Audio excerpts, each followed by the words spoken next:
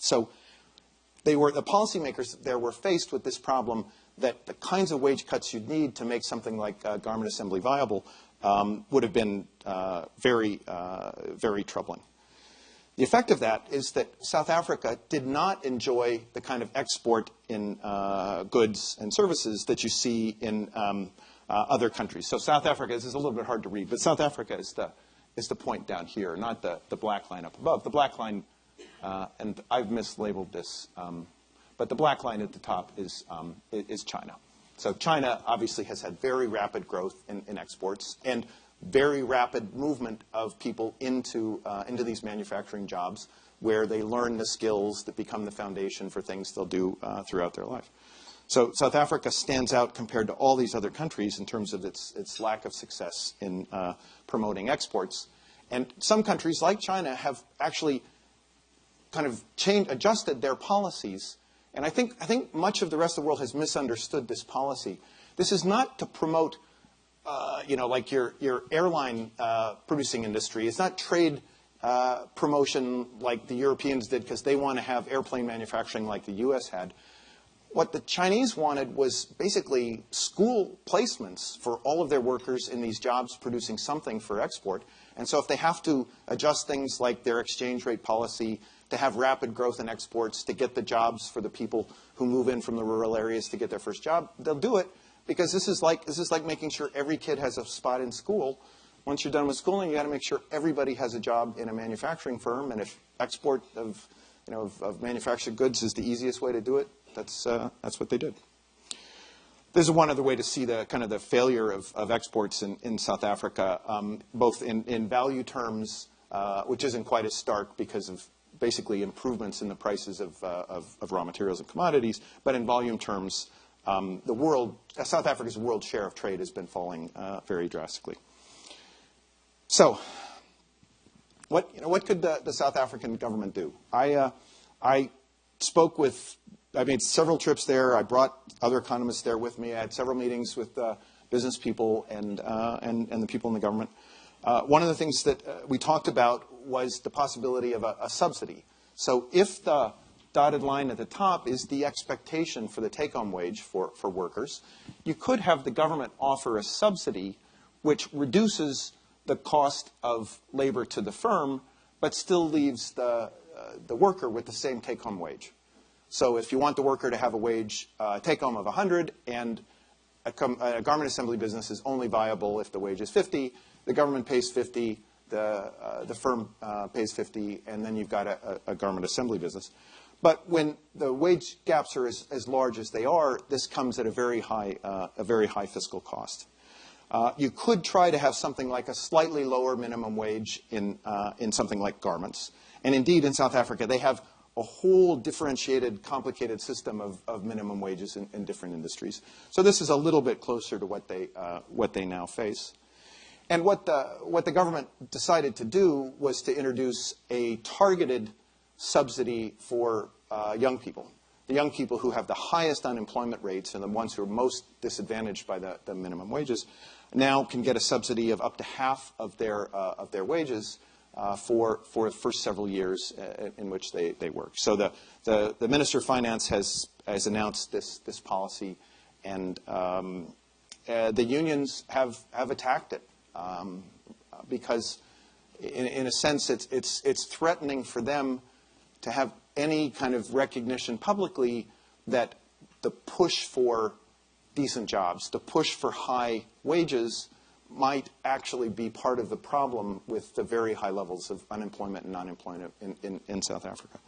So there's a real struggle going on within South Africa right now between the Minister of Finance and the ANC and other members of the ANC, in particular COSATU, the union.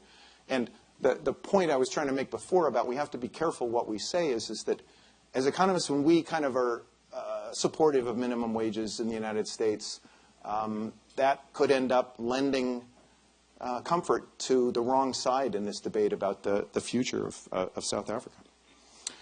Let me just mention a couple of other points.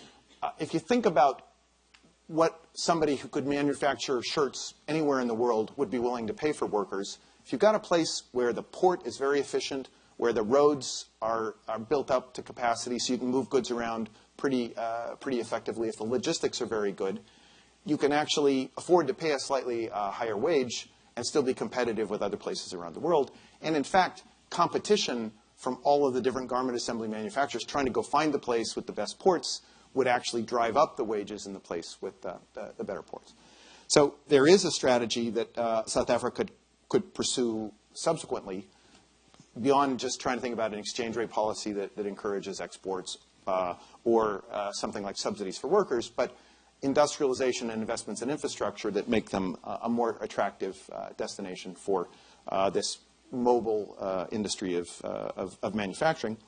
The other thing, which is very acute in South Africa because of their legacy of a very disrupted geography, is that many workers pay a significant fraction of the income that they earn in transport costs to get from their home, which might be in what was a township before, to a place where there's an employment. And we were talking earlier about kind of strategies the World Bank has been promoting to try and basically allow firms to pay a slightly lower wage if they locate it in the townships, so the workers don't have to incur this huge cost to go work someplace else. Unfortunately, the concession that they were able to negotiate was apparently just a 5% reduction off the minimum wage, when the workers earning the minimum wage pay about 25% of their minimum wage income to get back and forth to work. So if you could, and this is probably not worth worrying about in the diagram, but basically if you could reduce transport costs, either by locating the firms there or by investing in infrastructure, removing kind of restrictions that the transport companies have. If you could reduce the transport costs, you could have the firm pay a worker a smaller take-home wage, but the worker has the same spending power after paying for transport from this smaller take-home wage. So the other kind of data point, which was quite striking for me when I started to look through this data, was the disparity between the level of urbanization in a place like Brazil, which, remember, has this very high employment to population ratio, compared to the urbanization rate in South Africa or India or China. This partly explains why I'm so focused in this other work of mine on creating these special reform zones that can let new cities grow up, because I think that new cities with good infrastructure, with low-cost transport, low-cost housing, is the best shot we've got for creating the opportunities for formal sector employment that will be essential for the billions of people around the world who are excluded from market opportunity. It will be their chance to get someplace where they can get that first job in a formal sector firm and learn the skills that will raise their wages. So it's an open question, and maybe Don knows actually what the outcome has been, whether the government is going to take up the Minister of Finance and push this subsidy through. But because of the cost, it will still reach only a fraction of the young people who need to get jobs. And if you think about it, you've got all of the adults many of whom have never had a job, who aren't being addressed with this program. It puts in context a little bit the relative importance and the timescales associated with education.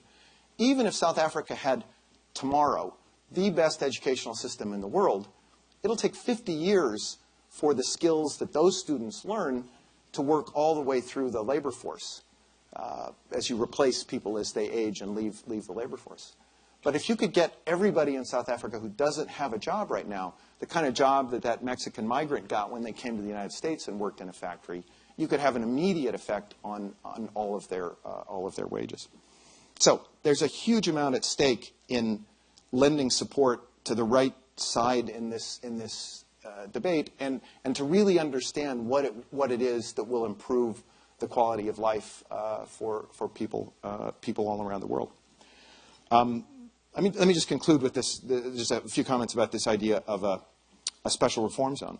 So I initially proposed to Trevor and a few other South Africans the idea of, suppose there was a zone where the government set the rules, where somebody else sets the rules and then might allow for market clearing wages and let a garment assembly business emerge there and offer jobs. And unfortunately, what they said is that the unions and the public would see through this. That if indeed this place succeeded in creating many jobs in something like garment assembly, it wouldn't buy the government any cover that somebody else had allowed this to happen. It would still cause a serious threat to the legitimacy of the labor unions. So it was just completely off the table to think about a special zone where you could have this employment growth take place. And sadly, there's some recent developments that really drive this home. There is a town in South Africa called Newcastle where the local mayor or governor invited in some Taiwanese entrepreneurs to start a garment assembly business in Newcastle. And his firm, the firms that were induced in from the first Chinese who came and then other Chinese who followed, grew to the point where they were employing 20,000, 30,000 workers in Newcastle. But they did this by not complying with the minimum wages, which are negotiated by the unions and the established garment assembly firms and textile firms in South Africa. So about a year ago, it became public knowledge that this was going on, that people really were willing to work at wages well below the official minimum wage. And there was a threat to close some of these firms down, and the workers actually went on strike. They demonstrated against the government and the unions for their proposal to impose a minimum wage that was going to drive them out of work. And one might have hoped that this would have led to a little bit more awareness of the trade-offs that they're facing. But the word I've gotten recently is that the unions and the firms that negotiate these minimum wages have gone ahead with very aggressive increases in the minimum wage in garment assembly, and an aggressive program of compliance with the minimum wage, which is basically going to force these firms that were doing garment assembly in South Africa to shut down. So, it could be tens of thousands of jobs that get wiped out in this process.